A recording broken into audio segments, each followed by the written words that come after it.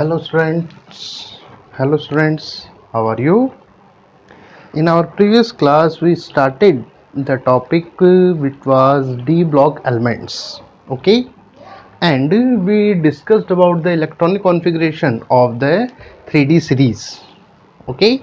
And in previous class I said that the electronic configuration of 4D and 4D, 5D and 6D, they are not in our syllabus, but we will discuss little bit about them. In the firstly, one question that I think we discussed about that the why the 3D the copper and the chromium has abnormal behavior than general configuration. I think we discussed that the stability of half filled and full filled. Okay, now in today's class let us start about the second transition series. Second transition series, or we can say that 4D discuss, that is 5D, sorry not 4D, 4D series. Last class में अपन ने first transition series या जो 3D है उसको अपन ने discuss किया था. अब आज अपन बात करते हैं 4D सीरीज. 4D सीरीज जो है ये फिफ्थ पीरियड है उसमें और थर्ड ग्रुप से स्टार्ट होती है. थर्ड ग्रुप से लेकर जो 13th ग्रुप है, 12th ग्रुप जो है वहां तक ये डिस्ट्रीब्यूटेड होती है. अगर अपन इसमें एलिमेंट्स की अपन बात करें 5D सीरीज के अंदर, तो 5D सीरीज के अंदर जो एलिमेंट्स हैं वो स्टार्ट होते हैं इट्रियम Y से लेकर,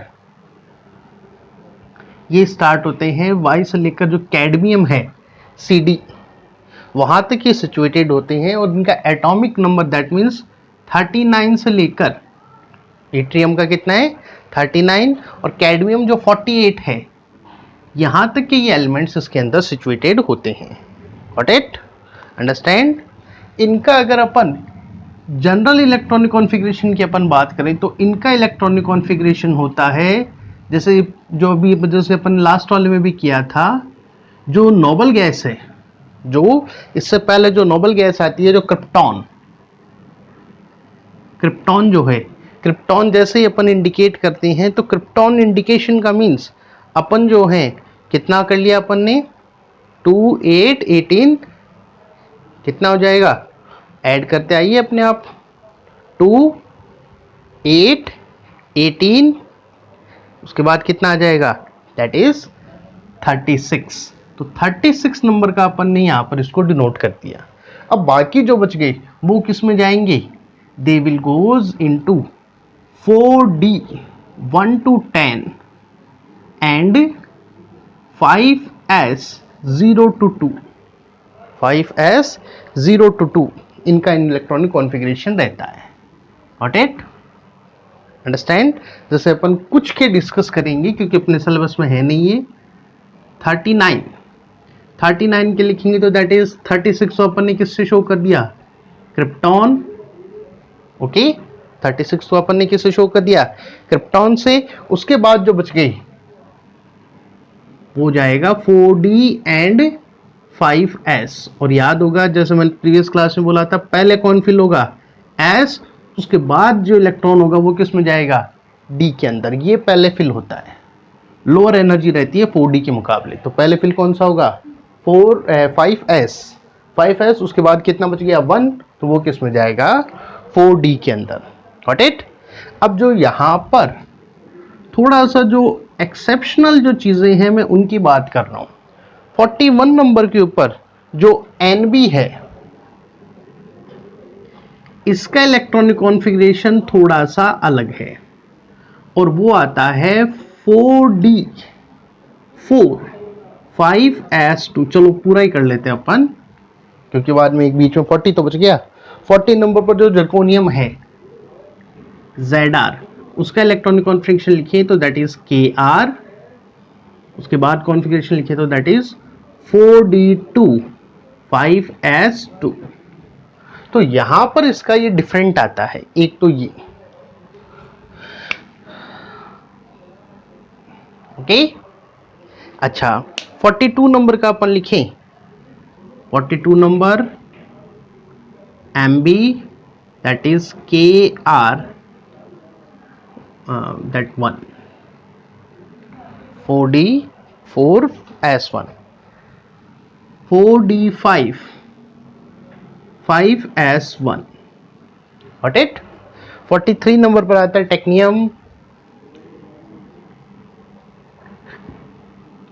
43 पर TC उसका आ जाएगा KR 4D6 5S1 okay.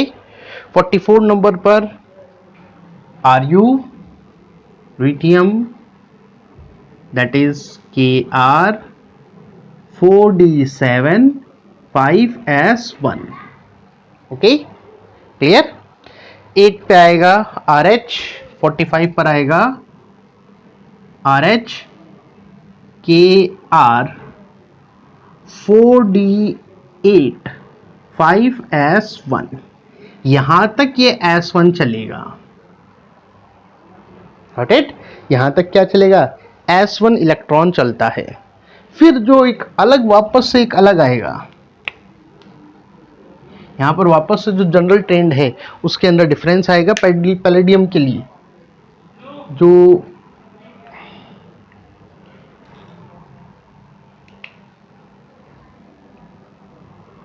Differences यहां पर आएगा 46 नंबर पर PD, उसका आएगा क्रिप्टॉन 4D9 5S0 ना जाएगा 4D9 नहीं S के ना 4D10 5S0। उसके बाद सिल्वर 47 नंबर पर that is KR 4D10 5S1 वापस से भी ट्रेंड आ जाएगा। और लास्ट में जो CD है 48 पर that is KR 4D10 5S2। तो ये दो यहां पर एक्सेप्शंस अपने पास आते हैं और उसका जवाब दिया जाता है कि जो 4D सीरीज है उसके अंदर 4D सीरीज के अंदर जो 4D3 और 4D9 दे आर अननोन, ये अननोन है, इनको अभी तक फाइंड आउट नहीं किया गया है। दे आर टोटली अननोन, अभी तक कहीं पर भी इनको फाइंड आउट नहीं किया गया है। Got it? तो ये अपने को यहाँ पर आंसर मिलता है इसका। बाकी जो है उन सबको स्टेबिलिटी के बेसिस पे अपन बता सकते हैं। बाकी की कहानी तो सबकी किसकी है? स्टेबिलिटी, कि भाई ये ज़्यादा स्टेबल है इसलिए ये फॉलो होगा। जैसे इनमें अपन बात करें, अच्छा यहाँ पर बात आती है कि ये क्यों नहीं है, तो उसका रीज़न यहाँ पे बनता है कि s और d ऑर्बिटल्स जो हैं उनकी एनर्जी डिफरेंस बहुत ज़्यादा कम हो जाती है 4D के अंदर। इसलिए 5s की अपन बात करें तो भाई 5s तो बाहर है और जो 4D है ये इनर है, तो कंपेयर एनर्जी वाइज यहाँ पे बराबर होने के कारण इलेक्ट्रॉन जो है वो किस में जाते हैं? 4D के अंदर, क्योंकि वहां पर थोड़ी न्यूक्लियस के ज़्यादा पास में है तो वहां पर एक्स्ट्रा स्टेबिलिटी इसकी रहती है।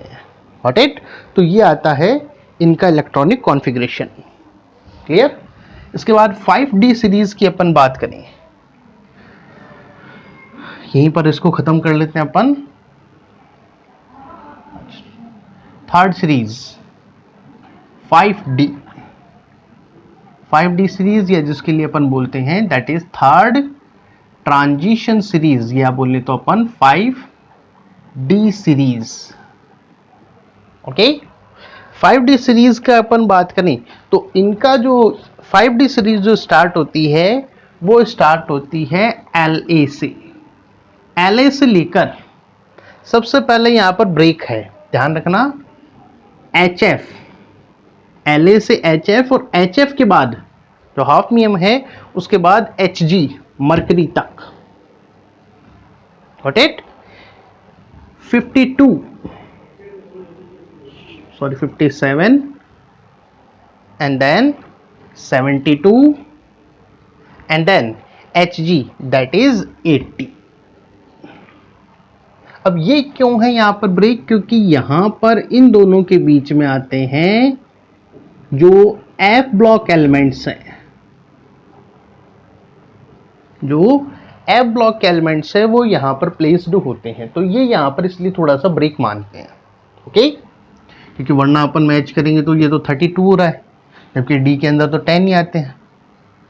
ओके, तो ये 14 जो हैं, ये 14 यहां पर एक्स्ट्रा ऐड यहां पर होते हैं। ओके, तो ये इस तरह से यहां पर रहते हैं। अगर इनका इलेक्ट्रॉनिक कॉन्फ़िगरेशन अपन लिखें तो इनका इलेक्ट्रॉनिक कॉन्फ़िगरेशन लिखा जाता है ज़ीनॉन, जिसका एटॉमिक नंबर होता है 54। तो 54 तक का तो ये दिखा देगा। उसके बाद जो बच गए वो जाएंगे 5D। 5D के अंदर 1 to 10 और 6S 0 to 2। 6S 0 to 2।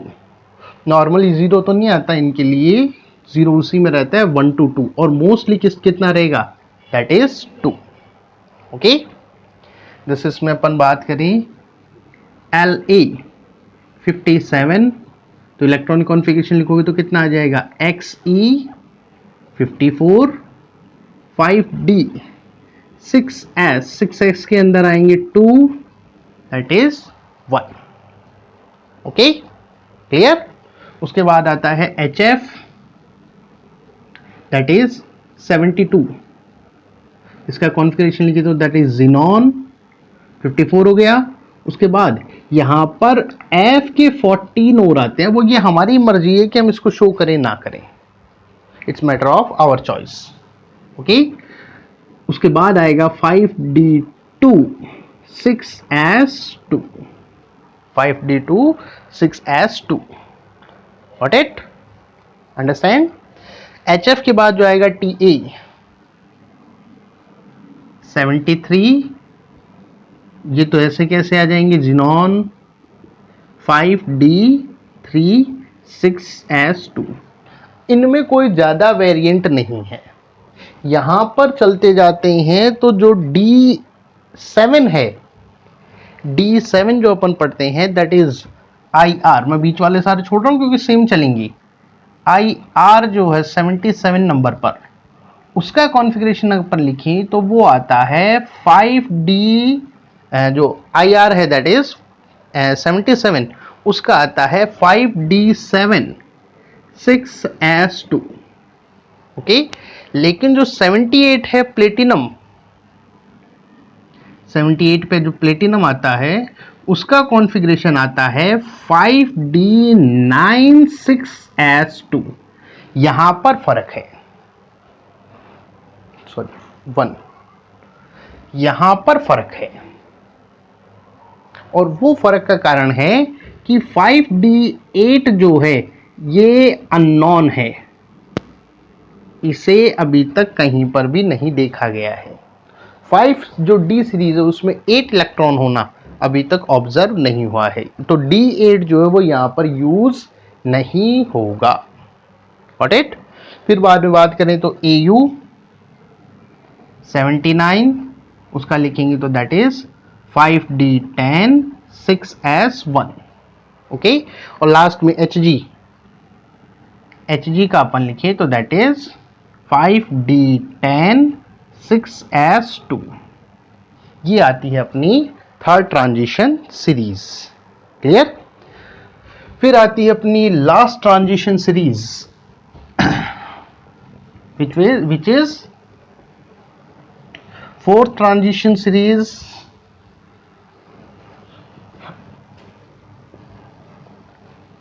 या जिसको अपन बोलते हैं 6D सीरीज।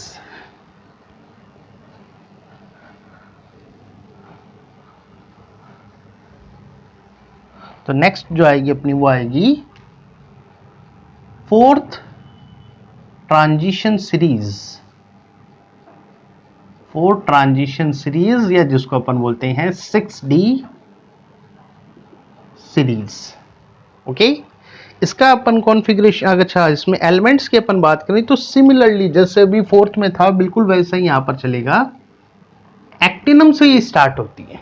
किससे स्टार्ट होगी?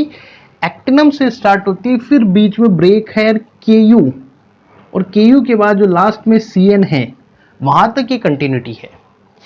एक्टिनम जो है 89, एक्टिनम कितना है? That is 89, not KU, that is RF, RF आएगा, सॉरी आरएफ। तो 89 से लेकर फिर ये 104 से लेकर 112 तक की कंटिन्यूटी है। वापस वही बात है यहां पर कि कौन आएंगे? 14F ब्लॉक एलिमेंट्स यहां पर इंक्लूड होते हैं। ओके, तो इसलिए यहां पर थोड़ा सा ब्रेक यहां पर रहता है। ओके, अच्छा, इनके इलेक्ट्रॉन कॉन्फ़िगरेशन की बात करें तो जनरल जो इनका इलेक्ट्रॉन कॉन्फ़िगरेशन लिखें तो इनका जो जनरल कॉन्फ़िगरेशन है, इनके लिए जो नोबल गैस अपन यूज करते हैं दैट इज रेंडॉन, Rn। क्या यूज करते हैं अपन? Rn, जो 86 कितना आ जाएगा? 86 को डिनोट करती है। उसके बाद आएंगे 6d 1 to 10 and 7s sorry 1 to 2। Okay, जैसे स्टार्टिंग का सबसे पहले एक्टिनम का अपन लिखें तो दैट इज 89, तो इसका कॉन्फ़िगरेशन लिखेंगे तो दैट इज Rn, Rn के बाद 6d 1 7s 2। उसके बाद Rf का अपन लिखें, Rf का अपन लिखते हैं तो 112, सॉरी 112 नहीं 104, तो इसका लिखे तो दैट इज Rn। अब यहां पर आएंगे जो 5F जो है 14 एलिमेंट्स, तो 14F14 यहां पे शामिल होता है। उसके बाद आ जाएगा 6d1 7s2। ओके, बाकी जितने भी चलने उनका सेम चलेगा, सेम चलता जाएगा, यानी कि d1 d2 d3 d4 d5 d6 d7, इस तरीके से ये कंटिन्यू यहां पर रहेगा। ओके, जो एलिमेंट्स है उनका क्या रहेगा? ये d7 d8 d8 तक ये कंटिन्यू रहेगा। d9 जब जो है वो मिसिंग रहता है, d9 जो है वो पॉसिबल नहीं होता, इसलिए यहां पर आएगा 6d10 7s1, 6d10 7s1, और ये होगा 111 जो एलिमेंट है Rg, उसके लिए यहां पर ये डिफर आता है। और लास्ट जो एलिमेंट जो है दैट इज 112 Cn, उसका हो जाएगा 6d10 7s2। ओके, बीच वाले मैंने बिल्कुल छोड़ दिए क्योंकि वो सेम है। I think now you are practised, so you can do that. Okay, now let us start some properties. अब इसके बाद अपन बात करते हैं properties of D block elements.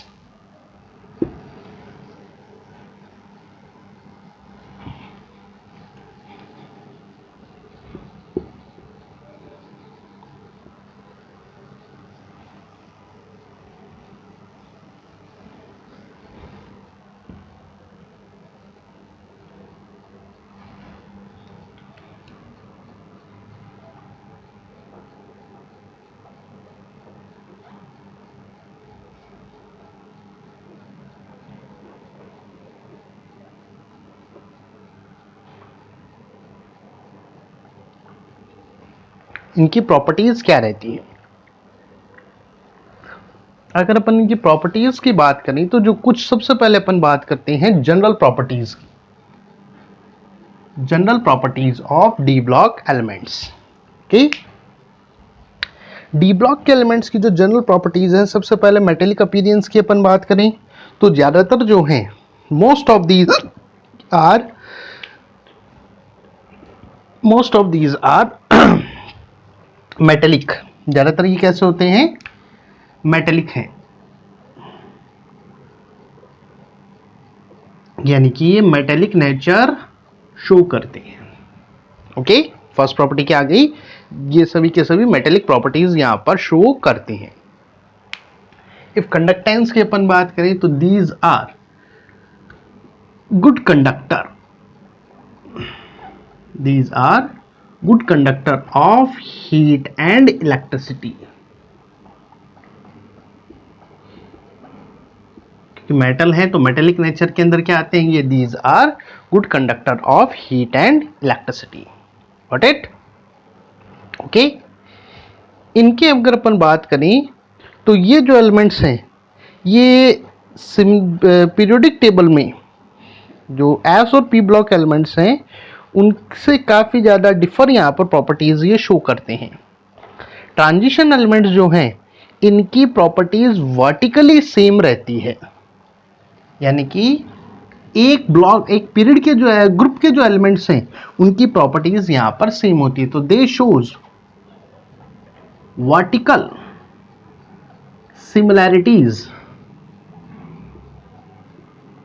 Similarities in properties.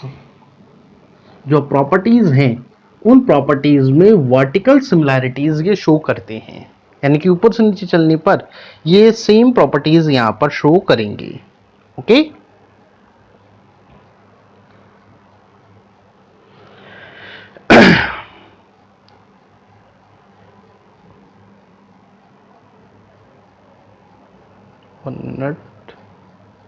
Sorry, similarity थोड़ी सी गड़बड़ हो रही है। I am sorry, not vertical, sorry for that. They shows horizontal similarities. ये क्या शो करते हैं, हॉरिजॉन्टल सिमिलरिटीज शो करते हैं, वर्टिकल नहीं, सॉरी।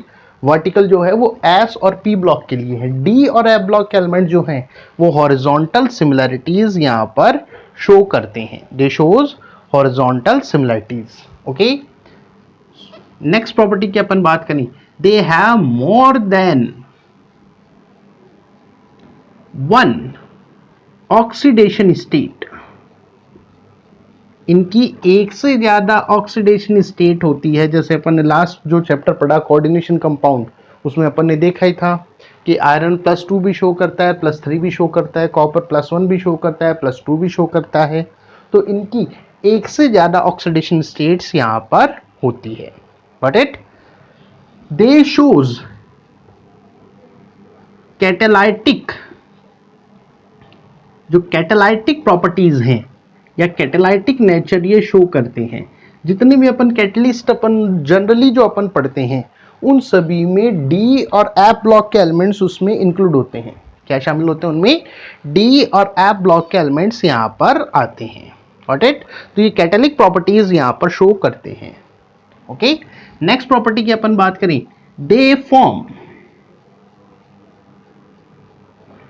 Complex coordinate compounds.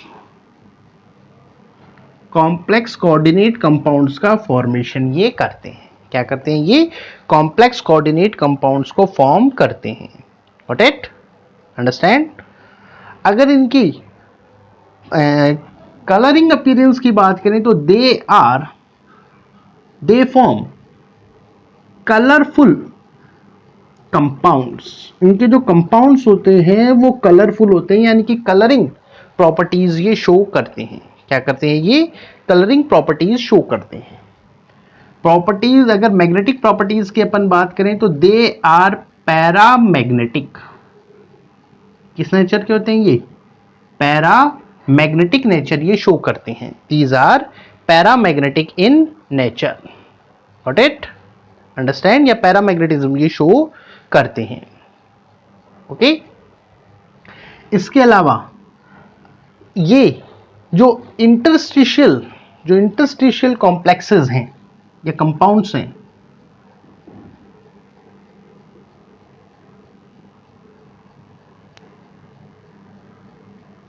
वो बनाते हैं। इंटरस्टिशियल का मतलब अंतराकाशी।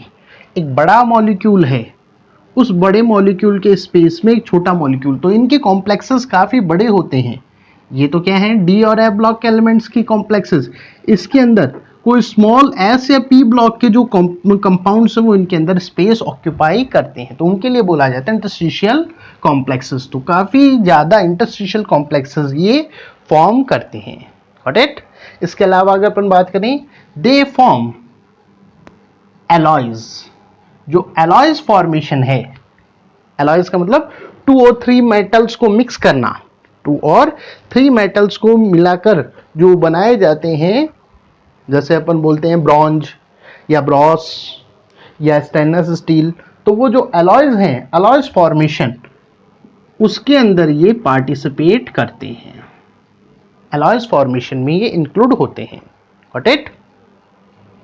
Since they are metallic in nature, so they have high melting and boiling points. Metallic nature के होने के कारण से इनके मेल्टिंग और बॉइलिंग पॉइंट्स हाई होते हैं। ओके?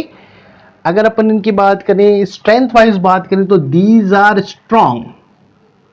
कैसे होते हैं ये? स्ट्रॉन्ग होते हैं, हार्ड होते हैं, मरकरी को छोड़ देना क्योंकि वो लिक्विड है। ओके? तो ये इनकी कुछ जनरल प्रॉपर्टीज हैं, किनकी? डी ब्लॉक्स एलिमेंट की। These are the general properties of D block elements. Okay? Clear? अब इसके बाद अपन स्टार्ट करते हैं इनकी केमिकल प्रॉपर्टीज या पर्टिकुलर स्पेसिफिक प्रॉपर्टीज को अपन यहां पर अब कंसीडर करते हैं।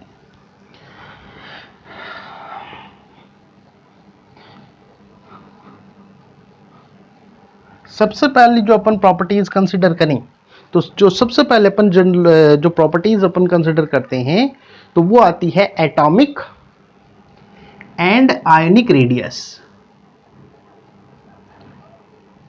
Atomic and ionic radius. अब यहां पर क्वेश्चंस आने स्टार्ट होते हैं। पहले वालों में तो इतने नहीं आते, पहले वाले में तो जो 2-3 क्वेश्चन है कि जो कॉपर है, सॉरी जिंक जो है, कैडमियम है, Hg है, वो ट्रांजिशन एलिमेंट्स क्यों नहीं कहलाते? डी ब्लॉक एलिमेंट्स हैं लेकिन ट्रांजिशन एलिमेंट्स क्यों नहीं कहलाते? वैसे जनरल क्वेश्चंस वहां पर आते हैं। यहां पर आने के बाद पर्टिकुलर या स्पेसिफिक प्रॉपर्टीज यहां पर स्टार्ट होती है। Got it? क्लियर? अब सबसे पहले तो बोलते कि नहीं, एटॉमिक रेडियस या आयनिक रेडियस, उसको अपन कंसिडर करें। एक एटम में जो आइसोलेटेड एटम है, गैसियस आइसोलेटेड एटम, उस एटम के न्यूक्लियस और आउटर मोस्ट शेल की जो डिस्टेंस है वो क्या कहलाएगी? Atomic radius. होना क्या चाहिए? ये एटम।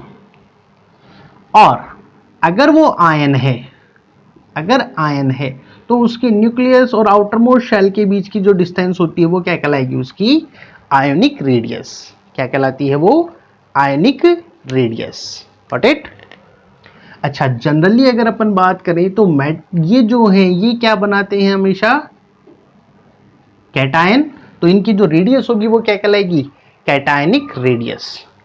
अब यहां पर जो पहला क्वेश्चन बनता है वो बनता है कि एटॉमिक रेडियस, एटॉमिक रेडियस जो है उसके मुकाबले जो कैटायन की जो रेडियस है, कैटायनिक रेडियस, वो कम होती है। या सिंपल लैंग्वेज में बोले तो ये बोल सकते हैं कि इनके जो आयंस हैं उनकी रेडियस उनके एटॉमिक आयन रेडियस के मुकाबले कम होती है। ऐसा क्यों? कैटायन बनेगा तो इलेक्ट्रॉन बाहर निकलेगा, इलेक्ट्रॉन बाहर निकलेगा तो बचे हुए इलेक्ट्रॉनों पर जो इफेक्टिव न्यूक्लियर चार्ज है, जो बचे हुए इलेक्ट्रॉन्स हैं उन पर इफेक्टिव न्यूक्लियर चार्ज बढ़ जाता है, ज्यादा हो जाता है। इसलिए इलेक्ट्रॉन्स जो हैं वो न्यूक्लियस की तरफ ज्यादा पावर से, स्ट्रेंथ से स्ट्रेच्ड रहते हैं, इसलिए साइज कैसी हो जाएगी कैटायन की? That will be less. Got it? Understand? Understand और नॉट? अच्छा, अब इनकी ट्रेंडिंग की अपन बात करें, जो 3D सीरीज है, पर्टिकुलरली अपने को 3D की यहां पर बात करनी है। 3D सीरीज में जब अपन लेफ्ट टू राइट चलते हैं, 3D सीरीज के अंदर जब अपन लेफ्ट टू राइट जब अपन चलते हैं, तो यहां पर जो साइज जो होती है वो पहले तो कम होती है। साइज जो है या रेडियस जो है, साइज और रेडियस यहां पर एक से लिया जाएगा क्योंकि जो स्फेरिकल स्ट्रक्चर है, तो स्फेरिकल स्ट्रक्चर में जो रेडियस है उसी को किससे डिनोट करते हैं अपन? साइज से। तो यहां पर जो साइज है वो पहले तो डिक्रीज होती है, फिर इक्वल रहती है और फिर वापस इंक्रीज्ड होती है। पहले तो डिक्रीज, फिर इंक्रीज और फिर वापस से ये क्या हो जाती है, यहां पर सेम यहां पर रहती है। Got it? अंडरस्टैंड? क्लियर? तो यहां पर क्वेश्चन ये आता है कि ये इर्रेगुलर बिहेवियर यहां पर ये ऐसा शो क्यों होता है। देखो, एटॉमिक रेडियस जो है उसको अफेक्ट करने वाले टू फैक्टर्स हैं। There are two factors. एक तो कहलाता है न्यूक्लियर चार्ज और एक कहलाता है शील्डिंग इफेक्ट। 11th में अपन पढ़ चुके हैं, लेकिन फिर भी अपन यहां पर बात करेंगे थोड़ा सा। ये न्यूक्लियस है, ये आउटर मोस्ट शेल है। इसके इलेक्ट्रॉन्स पर जो न्यूक्लियस अपनी तरफ जो अट्रैक्शन फोर्स लगाता है, क्योंकि आप पॉजिटिवली चार्ज है, न्यूक्लियस पे पॉजिटिव चार्ज है, इलेक्ट्रॉन्स पर नेगेटिव चार्ज है, उसको अपन क्या बोलते हैं? That is called effective nuclear charge. क्या बोला जाएगा उसको? Effective nuclear charge. लेकिन ये इलेक्ट्रॉन्स जो हैं वो इनर शेल्स के जो इलेक्ट्रॉन्स हैं उनसे रिपल्शन फोर्स महसूस करते हैं, बिकॉज सेम चार्ज है। इलेक्ट्रॉन्स, ये वाले electrons in outer most shells के इलेक्ट्रॉन पर क्या करेंगे? रिपल्शन फोर्स डालते हैं। ये जो रिपल्शन फोर्स है इसको अपन क्या बोलते हैं? That is called shielding effect. क्या बोला जाएगा यहां पर? शील्डिंग इफेक्ट बोलते हैं। मैं रिपीटिंग द न्यूक्लियर चार्ज जो है, न्यूक्लियस और आउटर मोस्ट शेल के बीच के इलेक्ट्रॉन्स के बीच के लगने वाला attraction force, nuclear charge, inner shell और आउटर मोस्ट शेल्स के बीच का जो रिपल्शन फोर्स, वो क्या कहलाएगा? Shielding effect. Nuclear charge size decrease करने के लिए रेस्पॉन्सिबल है और शील्डिंग इफेक्ट क्या करेगा? साइज को इंक्रीज करता है। Got it? अंडरस्टैंड? अच्छा, जब अपन आगे की तरफ चलते हैं, जब अपन 3D सीरीज के अंदर जब अपन आगे की तरफ चलते हैं, यानी कि स्कैंडियम से लेकर, अगर अपन जनरली बात करें तो स्कैंडियम से लेकर जो क्रोमियम है वहां तक ये साइज जो है वो डिक्रीज होती जाती है। स्कैंडियम से क्रोमियम तक साइज डिक्रीज होती है, ध्यान रखना। फिर बाद में जो मैग्नीज जो है, मैग्नीज से लेकर अगर अपन बात करें तो निकल तक साइज सेम रहती है, यानी कि ये इसको बता रहा है और ये इसकी बात आई है। साइज क्या रहेगी? Almost same. और फिर निकल के बाद में, यानी कि कॉपर और जिंक जो हैं, वहां पर साइज इंक्रीज्ड हो जाती है। वहां पर क्या रह जाता है? साइज इंक्रीज्ड हो जाती है। तो इसका सवाल आता है, ऐसा क्यों? क्वेश्चन जो आता है वो ऐसा क्यों है, ये अपने, तो इसका आंसर अपन यहां से देते हैं। इनका आंसर कहां से दिया जाएगा? इनके केसेस में जो न्यूक्लियर चार्ज है it is greater than shielding effect. जो खींचने वाला फोर्स है वो रिपल्शन जो शील्डिंग इफेक्ट है उसके मुकाबले ज्यादा रहता है, इसलिए साइज क्या होती जाती है? यहां तक कम होती जाती है। Got it? अंडरस्टैंड? क्रोमियम में आने के बाद हाफ फील्ड हो गया। क्रोमियम में अगर इलेक्ट्रॉन कॉन्फ़िगरेशन याद हो तो क्रोमियम में D5 आ चुका।